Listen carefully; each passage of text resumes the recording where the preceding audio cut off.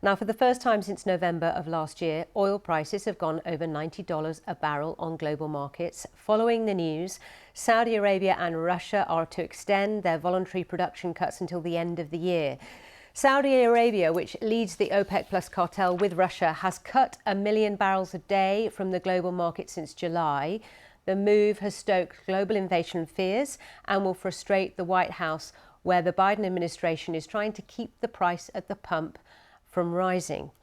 Well, who better to discuss this with than with Cornelia Meyer, independent energy analyst, joining us live from Riyadh. Lovely to see you, Cornelia. So were you expecting this from Saudi Arabia to continue with their production cuts until the end of this year? I was not expecting until the end of this year. I was expecting a rollover for the month of October, but I was not expecting until the end of the year. It shows the kingdom's determination in sort of evening out, leveling out prices. It's interesting, you saw Russia go hand in hand with a 300,000 cut.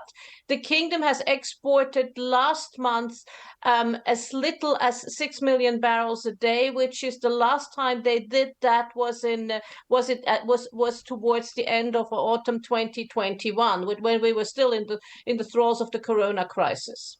There's a lot of commentary about why they're doing this, the impact it will have, what it will do as far as inflation is concerned. One of the lines I read in articles I read earlier today was that actually this is a move to try and influence the US election next year, because if the price of gasoline goes up and up and up, it's not good for President Biden. No, I think that is way too conspiratorial. The OPEC stays way out of U.S. politics. Remember, before the midterm election, there was big pressure to release more oil on the market on OPEC, and OPEC said we are not doing that. It is really a policy to try keep supply at a certain level. It is also a reflection of the worry about where is the economy going, because you have China still not doing well. You have Europe not doing well. There's a war going on in Europe. You have the strong man of Europe, Germany, sort of quickly turning into the sick man of Europe.